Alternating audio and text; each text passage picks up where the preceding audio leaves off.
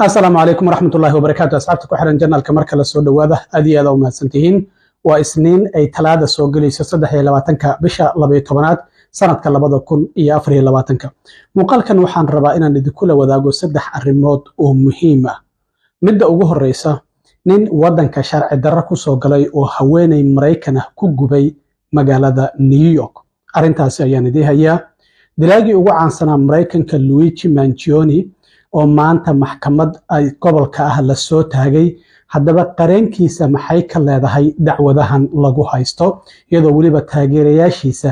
gudaha maxkamadana ay ku sugnaayeen, bannaanka maxkamadana ay ku sugnaayeen.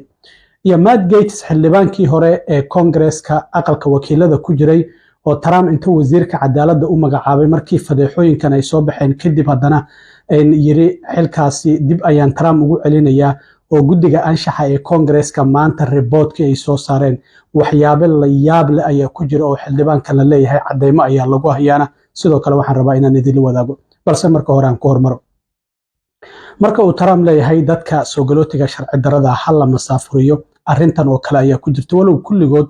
aysan dambiilayaal wada ahayn oo dad badan oo fiican oo shaqaysanaya ay ku jiraan. Haddana waxaa soo baxday in nin wadanka sharci darro ku soo galay oo magaciisa la yiraahdo Sebastian Zapata oo 33 jir ah wadanka Guatemala ka yimid ayaa axadii subwayga tareenada magaalada New York dhulka hoostiisa mara oo la raaco waxa uu ku gubay haweeney Mareykan ah oo guri la'aan ahayd oo homeless. dadkan tareenkaasi ayay iska dhex jiiftay, lighter ayuu watay, dharkeeda ayuu ku qabtay, waa uuna gubay. haweeneydaasi xitaa boolisku waxay leeyihiin waa la aqoonsan waayey sida ay u gubatay darteed. ilaa iyo haddana ma aysan shaacinin haweeneydaasi qofka ay ahayd, laakiin haweeney homeless ayay ahayd. ninkan oo wadanka Guatemala ka yimid waxaa la leeyahay bishii June ee sanadkii 2018 ayaa wadanka intuu sharci darro ku soo galay, waa la xiray, waa la masaafuriyay. haddana mar kale ayuu wadanka sharci darro ku soo galay. waxa uu seexan jiray meel dadka guryo la'aanta ee homelesska ah lagu xanaaneeyo oo ku taalo bariga magaalada New York. ninkan marka axadii ayuu dilkan geystay. xitaa sawirkan idiin muuqda booliska kaamaradiisa ayaa qabatay markii arrinta haweeneydaasi gubanaysa ay u soo gurmadeen. meel agteeda ayuu iska fadhiyey, isla markaana uu iska jiil gareynayaba. markaasi boolisku ma aysan ogaanin qofka gubay haweeneydan inuu isaga yahay. tareen kale ayuu raacay, dhalinyaro ayaa aragtay leeyahay, markii dambena 911 wacday. sidaas ayaa lagu soo qabtay. maanta maxkamad ayaa la soo taagay. marka jeebkiisa waxaa laga helaya lighterkii uu ku gubay haweeneydaasi. maxkamad ayaa la soo taagay, waxaana lagu soo eedeeyay dil iyo gubitaan. waxaana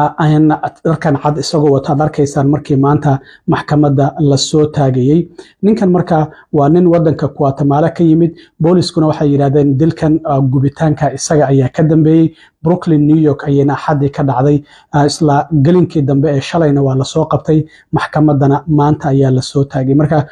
kooxaha dilka dhaca kufsiga geysanaya ee sharci darrada wadanka ku soo galay waa waxyaabaha Trump uu leeyahay waa inaan dadkaasi marka hore ka takhalusnaa oo wadanka aan ka masaafurina. arrintan waxa ay sii dhiirigelinaysaa Trump in uu masaafurinta bilaabo. maxaa yeelay waxa uu leeyahay dadkii wadanka u dhashay ayay dhibaato ku hayaan. labada waxyaabood waxay tahay in ammaanka qaranka ay dadku khatar ku yihiin oo argagixiso iyo waxyaabo ay kusoo dhex dhuumanayaan, iyo ammaanka shacabka Mareykanka inay khatar ku yihiin oo dilkaasi dhacaasi kufsigaasi iyo boobkaasi ay geysanayaan. marka labadaasi arrin ayuu diiradda u saaraya. marka ninkaasi waa nin wadanka Guatemala ka yimid oo wadanka intuu sharci darro ku soo galay la masaafuriyay, haddana mar kale dib sharci darro ugu soo galay. intaas haddaan ka gudbo arrinta ninkaasi, dilaagii caanka ahaa ee Luigi Mangione oo 26 jir ah maanta maxkamad ku taala Manhattan ayaa la soo taagay. dacwadihii gobolka ee heerka gobol ayaana loo soo taagay. waxaan ognahay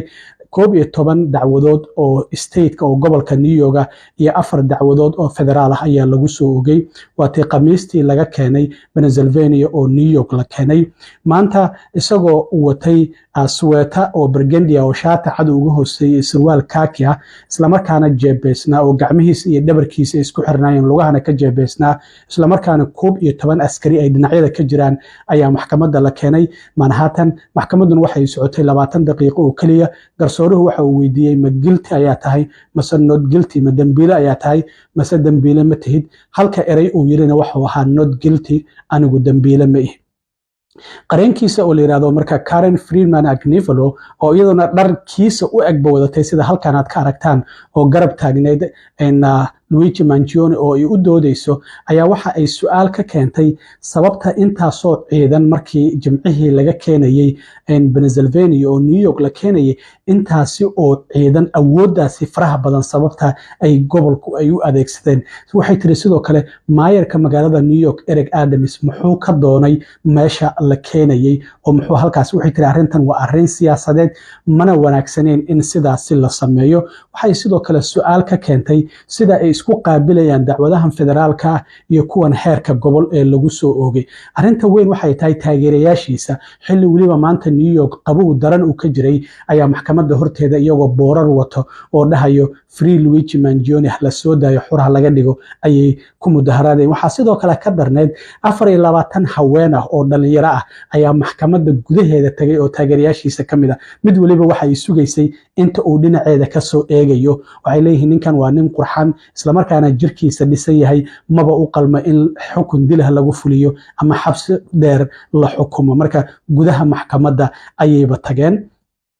marka arintaasi darteed waxa la leeyahay waxa su'aal ka imaan doonta marka xeerbeegtida la xulayo waxaan ognahay xeerbeegti marka la xulayo oo kiis loo dhiibayo waxyaabaha ugu horeeyo la weydiiyo waxay tahay maxaad ka ogtahay kiiskan marka waxa aad kaan doonto sida loo helo xeerbeegti kiiskan aan ka warqabin sida ay warbaahintu u buunbuunisay iyo shacbiyada faraha badan sida uu dadka Mareykanka ah u gaaray marka xitaa qareenkiisa waxay dalbanaysaa in Manhattan laga bedelo dacwadiisa oo dacwad cadaalad oo soo ku heli doonin oo meel kale loo bedelo oo gobolka New York kamid ah marka sidaas darteed ayaa laga yaabaa in arintaasina ay adkaato laakiin waxa dib ugu soo laaban doona maxkamadda January oo dacwadihii federaalka loo soo taagi doono kuwa state-kana haddana mar kale bisha February ee sanadka soo socda ayuu mar kale uu dib ugu soo laaban doona marka intaas ayaa marka maanta Luigi Mangione maxkamadiisa ay sidoo kale ahayd xildhibaankii sharaf dareystay ee Matt Gaetz ayaa guddiga anshaxa ee Congress-ka maanta warbixintii ay soo saareen ay ka diyaariyeen haweenkii uu la seexday oo 18 ka yara guddiga anshaxa ee Congress-ka saaka ay warbixintan soo bandhigeen waxayna ay sheegeen in Matt Gaetz uu ku xadgudbay sharciyada u yaala aqalka Congress-ka oo haween jirkooda ka ganacsada uu la seexday drugs uu sameeyay giftiye uu dhiibay isla markaana sidoo kale lacago uu ku bedeshay falgalma ah marka waxyaabaha lagu eedeynay waxa kamid ah Matt Gaetz in 42 bog ayuu ka koobnaa warbixintan maanta guddiga anshaxa ee Congress-ka ay soo bandhigeen waxay yiraahdeen caddeyn ayaan u haynaa in daroogoyin sharci darro sida cocaine iyo ecstasy in darooga la yiraahdo inuu isticmaalay haween ayuuna siiyay lacag si uu galmo uga bedesho waxaana kamid ah gabar 17 jir ahayd oo xilligaas junior high school-ka ka baxday reportku waxa uu sidoo kale sheegayaa $90,000 in uu haween siiyay 12 haween ah oo kala duwan mid kamid ah ayaa sidoo kale waxa uu safar dalxiis ugu waday Bahamas si uu falgalma ah uu uga bedesho waliba 2018 ayay ahayd xilligaasi sidoo kale lacagaha cadeymaha ayaa la helay Venmo ayuu ku diray sidoo kale fariimo qoraaleedyo isaga iyo haweenku isdhaafsadeen ay guddigu ay gacanta ay ku soo dhigeen marka waxa la leeyahay waxyaabahaasi oo idil waxa ay yihiin waxyaabaha sharci darrada uu sameeyay intii uu xildhibaanka ah marka ninkan nin dhalinyaro ah sida muuqata danyeer weyn ayuu ahaa xalliye howlihiisii waay marka waxa uu soo saaray qoraal wuxuu leeyahay waa ceeb laakiin dambi ma ahan xilligii aan da'da yaraa isla markaana aan singalka hadda xaaslo waa markaas single ayuu ahaa wuxuu yiri waan xafladeeyay haween fara badan ayaan la tuntay waan cabay oo qamri fara badan ayaan cabay waxyaabo sharci darraana sidoo kalena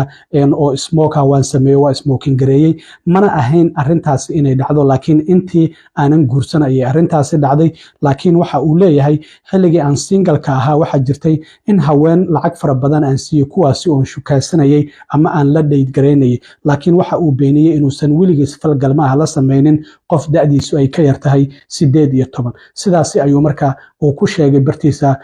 X oo ku soo qoray wuxuu leeyahay xilligii aan dhalinyarada ahaa amaba singalka waan xafladeyn jiray haween fara badan waa la kulmi jiray laakiin wuxuu arrintaasi ceeb waaye laakiin dambi ma ahan haweenka mid ka mid a waxa ay tiri inta badan wax heshiis lagu yahay ay ahayd laakiin mararka qaar marka aan dib u eego sida ay wax u dhaceen waxaan dareemayaa in laygu xadgudbay ayay haweenka qaar ay yiraahdeen markii ay guddiga hor fariisteen oo su'aalo weydiiyey marka arrimahaas muhiimka ayaan rabay inaan idila socodsiiyo aad iyo aad u mahadsantiin asxaabta intaan mar kale kulmi doono waa saaxiibkiin cilmi waaro idinla sidaa iyo nabadgelyo